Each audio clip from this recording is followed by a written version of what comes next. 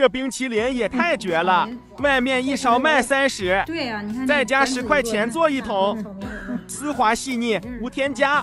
看完您绝对不再买外面的了。还有蓝莓、抹茶、红茶巧克力、蓝莓原味、芒果，蛋清蛋黄分离，鸡蛋4个，白糖40克。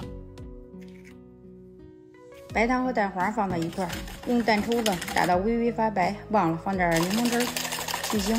淡奶油300克，纯牛奶200克。淡奶油和奶放小锅里，用最小火加热到70度左右，煮至70度左右。没有温度计，看一下锅的周边冒小泡就行。少量分次的冲到这鸡蛋和白糖的混合液里。这一步是给蛋黄乳化和杀菌，一定要少量分次的倒，快速搅拌，防止凝固结块。再放到火上煮，一定要开最小火，煮至80度左右。像这样，在铲子上一划，有个印记不合上就可以了。再过一下筛，这样吃着口感更细腻。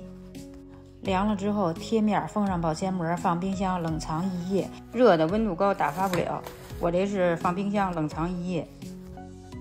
这个是第2天早晨，看一下这状态，凝固变稠了。先开3档高速打发，打到有大气泡，然后转1档低速打发。打一会儿，这冰激凌糊它会升温，升温之后要放冰箱冷冻1小时。又高也打不了，强打出来吃着口感不细腻。看看我这打出来多细腻，我一共打了3次，超过10度就要放冰箱冷冻。这样一个基础的冰激凌糊就做好了。这个是万能的冰激凌糊，可以做好多种口味。这是我自己煮的草莓酱，加草莓酱就是草莓口味的。冰激凌糊150克，草莓酱50到80克。这个也是自己熬的芒果酱，加芒果酱就是芒果口味。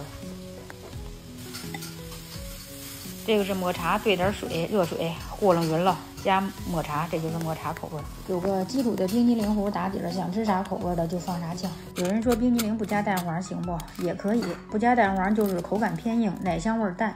加蛋黄呢，吃着口感更丝滑。蛋黄里的卵磷脂是天然的乳化剂，能让奶油牛奶完美的融合，口感更细腻，没有冰渣。蛋黄呢自带奶香味和蛋香味，比只用牛奶的味道更浓郁。放冰箱冷冻。你哪个口味的？我也不知道你，我也不知道你哪个好吃啊。巧克力味的呢？有巧克力味的？有巧克力味鸡蛋浓。这个这是啥味儿的？你这是草莓味的。坐那儿吃啊，哪儿都没有冰碴。巧克力的也行，巧克力也好吃。这里边怎么感觉有朗姆酒那味儿啊？对，哎，这没，我还忘了没放朗姆酒，俺家有朗姆酒，忘了。草莓可细味了，草莓特别细味，这掺的真不好使，都细。